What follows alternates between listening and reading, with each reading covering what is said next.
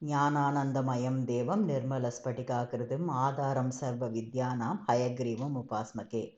Guru Brahma, Guru Vishnu, Guru Devo Maheshwaraha, Guru Sakshat Parabrahma, Tasmai Sri Guruve Namaha.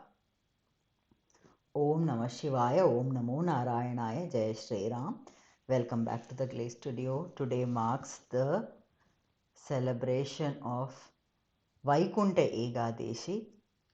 Wishing you all abundance on this special day. This is also the day when we are officially launching the Hayagreeva painting. That's right here. This video, you might have already watched the small little puja ceremony. And now we are going to look at why is this day important. Every single day, every single minute, every single second of our lives is a celebration. But what exactly is the speciality? What does Vaikundta Ekadasi refer to? What does it mean? And what is the connection between that day and Lord Hayagreeva sitting here? This is what we are going to see in this video today. Sharing this story is also something special, and learning this story, listening to this story is also a sign of an abundance, and I hope that it comes along with you. May Lord Hayagreeva bless us. So, the story begins at the start of the Big Bang, when Vishnu, Lord Vishnu, is lying on the snake bed, which is Adisesha, and is now intending to create everything about the cosmos. And the first step that he takes is to create a stem out of his nabi, which is the navel, which is his navel, and from his navel arises the stem, and from that stem there is a beautiful lotus flower. On the lotus flower is born a lord by name Brahma. Brahma is now the owner or the responsible person to create everything else. So he creates, meaning Vishnu creates Brahma and leaves the responsibility of all the further creation of all entities, all the planets, all the stars, everything in the galaxy, everything in the cosmos, every single element from you and me and the plants and the animals, everything, animate and inanimate. Creation responsibility handed over to Brahmaji, but not just that, he also hands over 4 children. 4 small children. Who are they or what are they? That's Rig, Yajur, Shama and Atharvana. Rig, Yajur, Sama and Atharvana Vedas. We can call it scriptures or standard operating procedures on how to create, how to maintain, what exactly will be the next steps. So he is not just handing over the responsibility, he is also handing over the instruction on how to create. Brahma is also young, possibly a day old. He is also like a baby you can think of, and he finds 4 more babies to play with. So he is enjoying this. He is enjoying this freedom to create, freedom to, by wish, develop things the way he wants. But this enjoyment at one point turns into a slight ego. And this is something Vishnu also notices. And he wants to just show the importance of bringing down the ego and focusing on what is at hand as a task.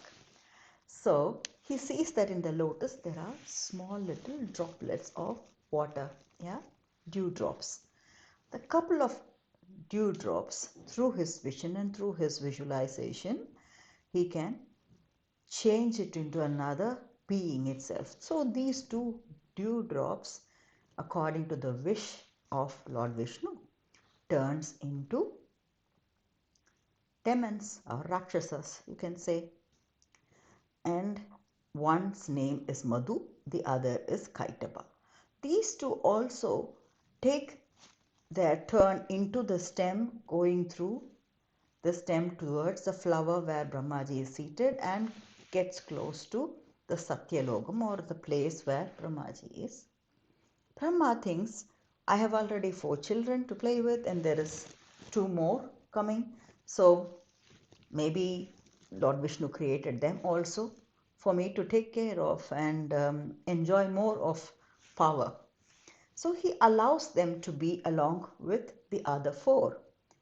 But what really happens is that Madhu and Kaitabha take away all the 4 children or all the 4 Vedas from the hands of Brahma and take them down to Rasathala Loka.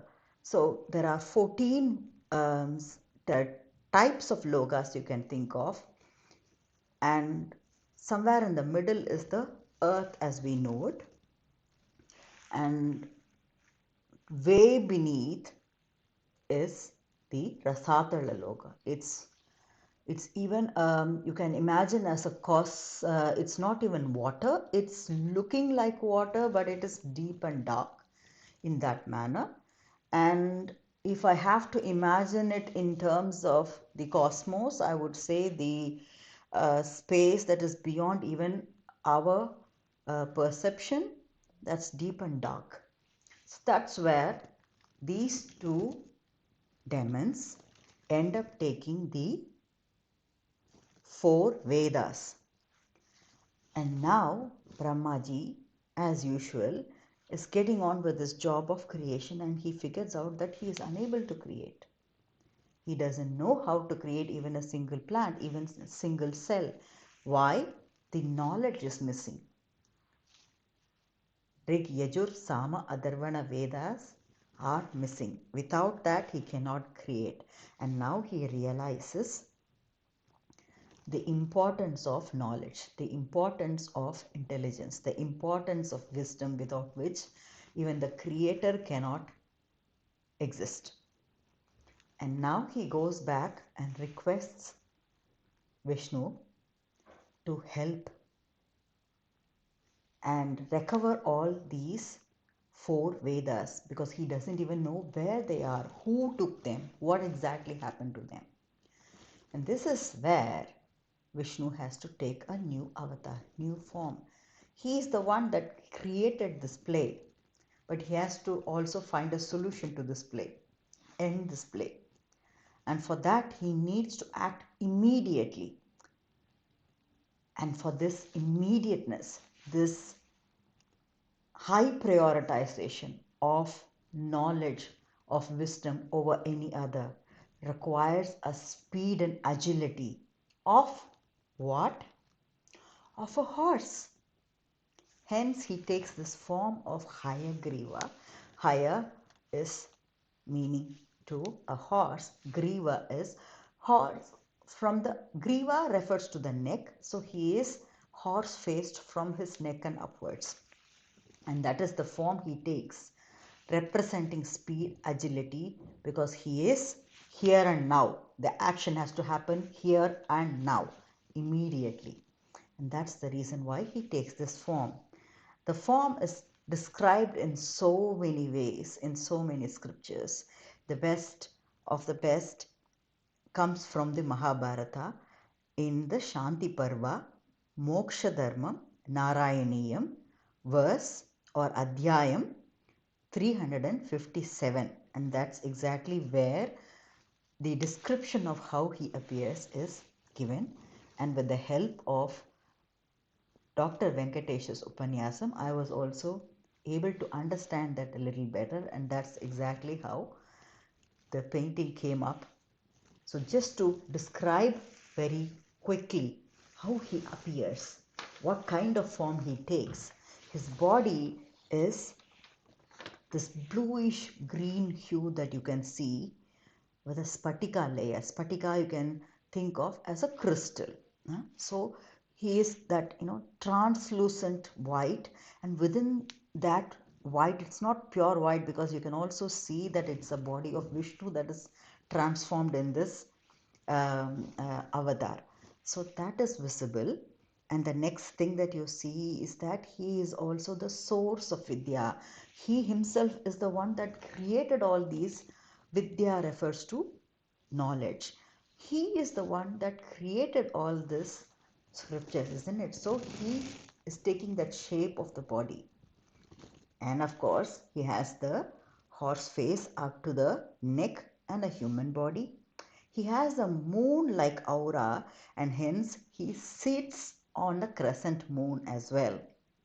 He has Swargalogam or the heaven and the Nakshatra Mandalam. Nakshatra Mandalam is the star constellation around his head.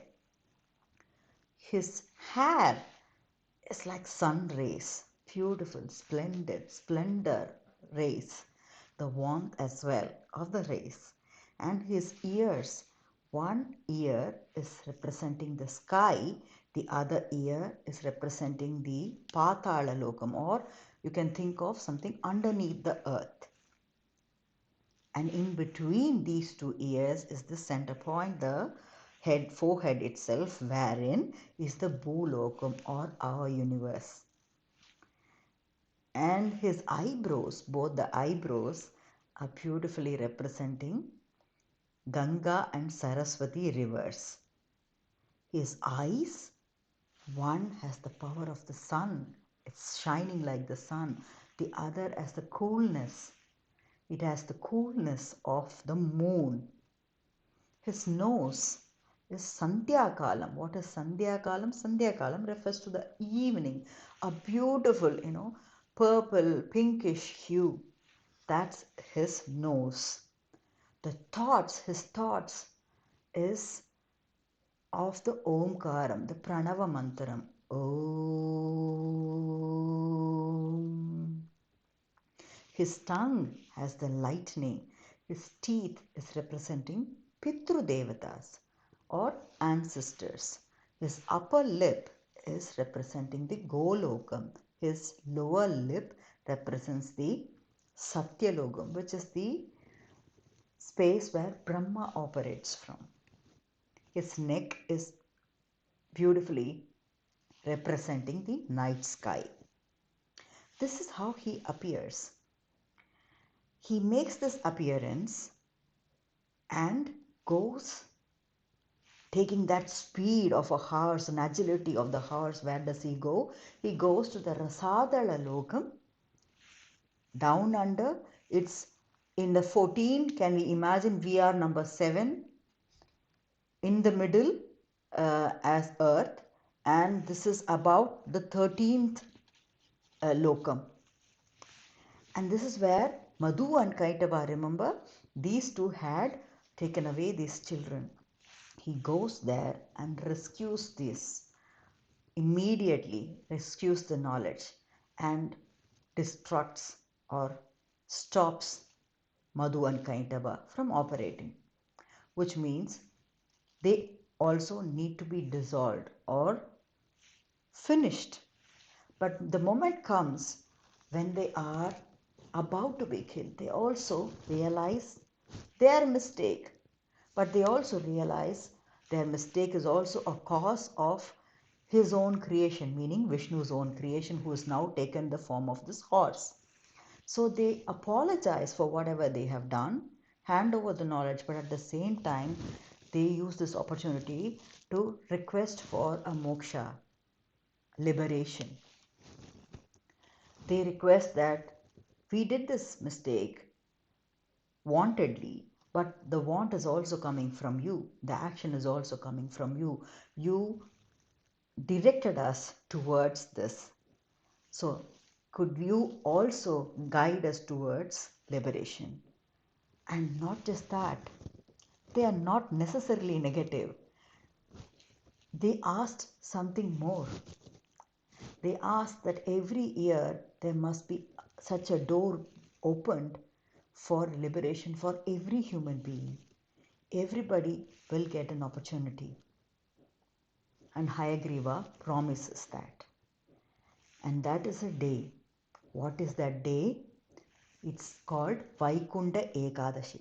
Ekadasi is the 11th day after the Amavasya, and this is the Ekadashi that happens in this month. So this is exactly where the Margadi month's Ekadashi happens, and that's today. Is called the Vaikundta Ekadasi, when the northern gates or the northern doors to the temples of Vishnu are opened, and that is thought of as a door open to Vaikuntham itself, which is the heaven itself. So whoever is passing on this day is also believed to have been liberated, believed to have passed on towards Lord Vishnu. And this is the special day, and that came out of actually Madhu and Kaitabha's request. We should also thank him for this day. So this day is henceforth known as Vaikundta Ekadasi and happens in the Margadi month according to the Tamil calendar, and on the 11th day after Amavasya, that is 11th day after the no moon. So Ekadashi refers to 11. Vaikundta Ekadashi. That's the meaning. But we are still not done with the story. He rescues all the knowledge. He has to give it back to who? The one that was responsible in the first place to do the creation, Brahma. He hands over, and when he hands over, he's not this ugra state, he's not in this angry state, he's in this pleasant form. So additionally, you see few more elements here. What is happening here? There is Lakshmi Devi seated on his lap, his wife, yeah, the better half.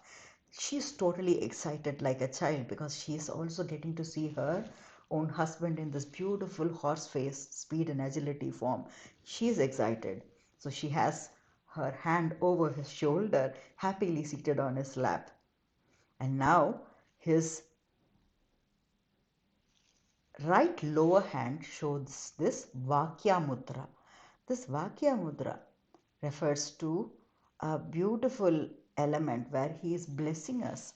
But it's not just blessing. Blessing can be, I think most of you have seen this hand showing this form to show somebody is blessing you, isn't it? And this Vakya Mudra is slightly different. It looks like a blessing, but it also has one more element to it. Not just blessing. He's also writing. He's the creator of all the Vedas. He is also writing something for us. What is he writing? He is passing on the knowledge, wisdom to what? The doors that we want to open. The doors that you want to open. What do you want in your life? What do you want in your career? Which door do you want to open? He is ready to give you that tip. So he is having that hand, and you will see that the hand is also having this nice pinkish hue, and his left lower hand has the book, the Vedas. His right upper hand has the beautiful Sudarsana chakra, and that is also spinning and giving warmth, because Lakshmi Devi is seated on the lap and she's feeling slightly cold. Why? On the left upper hand is the Shankam, the Panchajanyam, where it is spraying the Tirumanjanam. You saw the Tirumanjanam being sprayed. I did it. When I did it here, I did it one at a time, which means I used the turmeric, I used the kumkum one at a time and sprayed it a little bit. And here it's all getting sprayed automatically from the Shankam. One go, paneer and all the elements, and it's maybe making her feel slightly cold. So there is beautiful warmth coming from definitely the sun rays of the hair and also from the Shankam. And Vidhya Lakshmi, Lakshmi Devi is seated on his lap, and they're all seated also on the white lotus. That is exactly the description of Hayagreevar, the reason behind the celebration today, Vaikundta Ekadasi. And this is covered, like I said, from Mahabharata and also Vedanta Desika's Stotram, poetry you can say, on Hayagreevar. So both coupled Again, coming back to where I took the source from, it is from Dr. Venkatesh's Upanyasam. That's in Tamil. I am also providing the link beneath. So that's about it, and I hope you found this interesting. Thank you very much for watching this, listening to this. And if you have listened to this, observed to this, meditate on this, because these are all, like I always say, they are all stories pointing to, they are all not necessarily stories, they are more than stories. What are they pointing to? They are metaphors. They point to something important. When important knowledge and wisdom gets, dissolved somewhere or transported somewhere, snatched away due to war, epidemic, conflicts, and such, we lose the roots. And that has to be handled with speed and agility of a horse, because knowledge and wisdom are top priority. That is the power. The god doesn't represent power as, being able to kill or being able to show that he can destruct things or develop things on his own. More priority is given through the story to wisdom and knowledge. Learn more, teach more, share more of wisdom. And that's exactly how darkness can be resolved. That's exactly how conflicts can be resolved. That's exactly how challenges can find a solution. Stay blessed, stay happy, stay healthy, stay motivated. Thank you. Bye bye.